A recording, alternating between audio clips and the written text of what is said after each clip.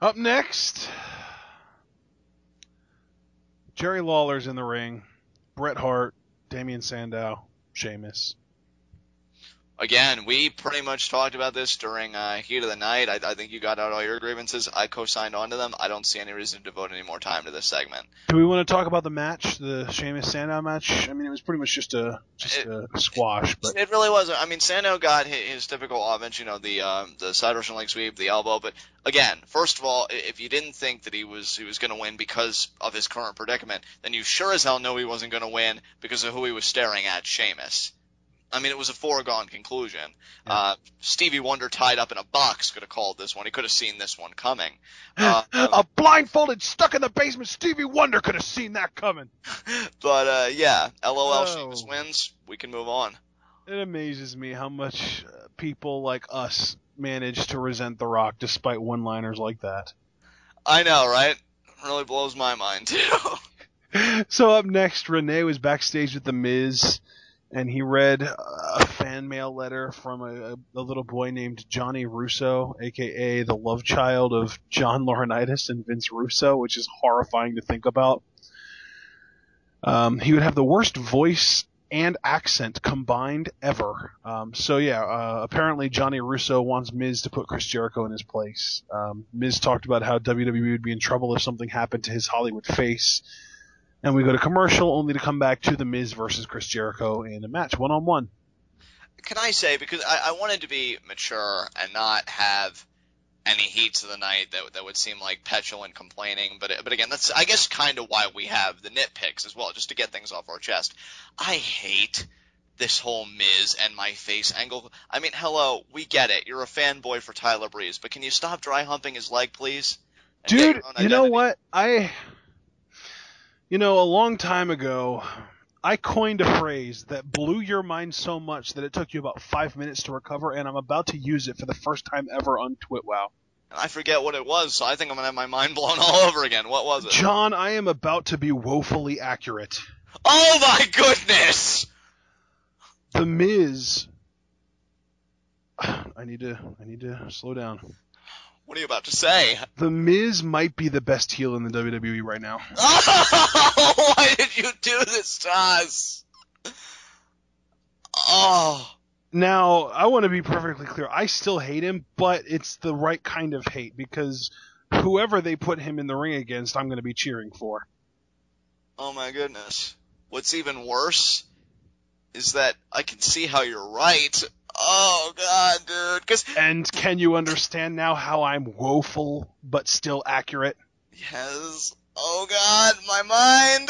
Because it can't be Seth, because Seth is fun to watch and we love him. It can't be the Authority, because, I mean, yeah, we may root against him in some cases, but the constituents of it we enjoy on a certain level.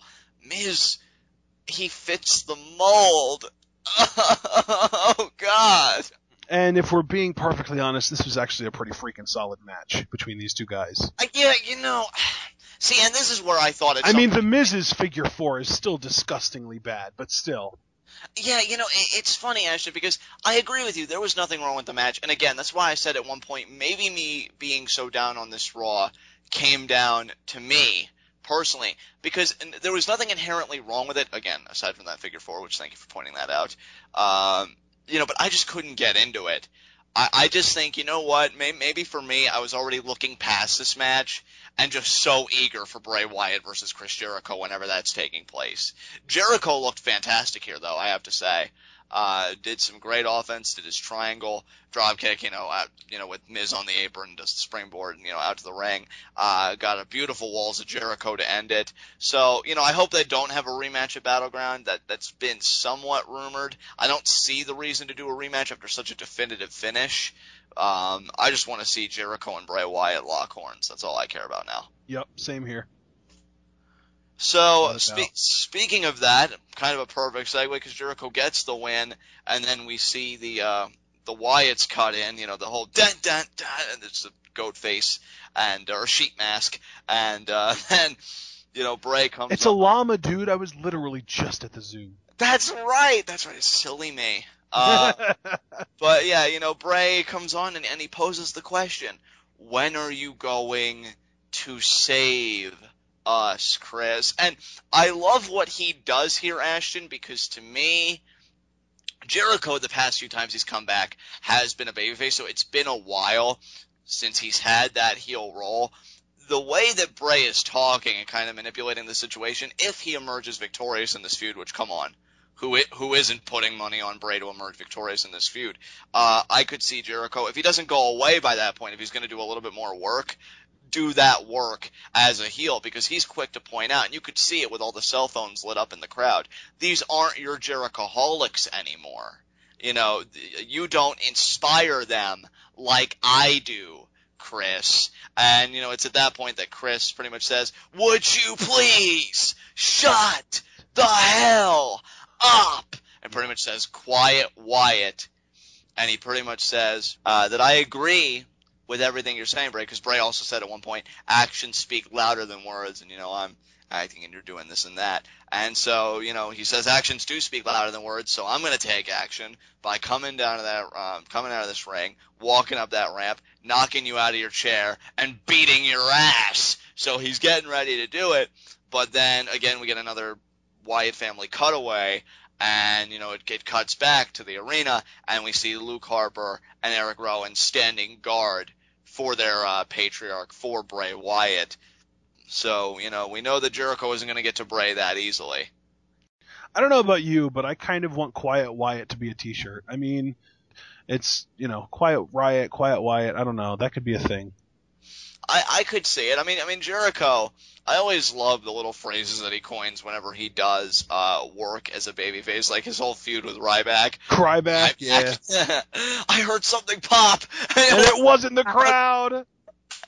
Oh, man. But, yeah, so I think Jericho, he looks great. To me, this match, when you can pull something, and you called it solid, which to me means he passed the test, because when you can pull something out of that from somebody like The Miz, I think he's ready to go. Again, I heard the match that they had on a live event at NXT, I guess a year or so ago or some time ago, tore the house down. I expect similar quality here. I think these guys could really do something special, and it keeps Bray relevant with everything else going on with the championships and Daniel Bryan and this and that, which I think is the most important thing right now, because to me, Bray needs to be protected. So, yeah, definitely. Yeah, I mean, I don't really know what else to say, so let's just move on. Up next was the Divas Tag Team match, Cameron and Naomi versus AJ and Paige. I didn't care. I still don't care. All I want is for Naomi to beat Cameron up and become a proud single woman who don't need no man or tag team partner. Testify. I mean, you know, what else can I say than that? AJ and Paige worked very well together. The story on the Funkadoogle side was that Cameron would not take a tag unless it was on her own terms, because she stole a tag late in the match, and then... And you know what? Here's my thing. She stole a tag that wasn't even legal, because she didn't have her hand on the tag rope that you're supposed to be touching when you tag in at all times. This is coming, you know, from the same woman who said that Melina versus Alicia Fox was her favorite match ever. But I mean, where are the NXT refs when you need them? You know, right? They're so, you know, that they're really enforceful about those tag team rules. You know, you can't stay in past 5. Hold on to that tag rope. You know, we need their officiating. You know, it's shouldn't have gotten away with it, but it really save us, NXT refs. Please, at this rate, dude, with people like Cameron on the main roster, save us NXT. Yeah, you know? Yeah, really. I mean, to me, really, Cameron just wishes she could be as talented and fierce, I suppose a good word would be, as Sasha Banks. Like, to me, as soon as Sasha Banks gets called up to the main roster, Cameron becomes irrelevant and replaceable, because she's basically trying to be Sasha Banks, but she's a poor man's version of what Sasha Banks does. Sasha has 10 times the charisma and talent and in-ring skill and sass, if you want to go there, and she's not just a terrible human being.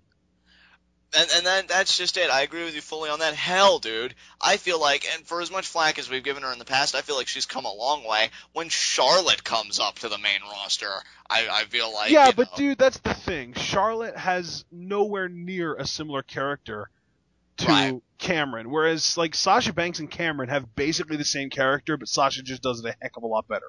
Well, Cameron, yeah, with her, it's just that whole catchphrase and everything else just annoys me. Whereas with Sasha, first of all, I can buy it as legitimately intimidating to opposing divas, and it's entertaining.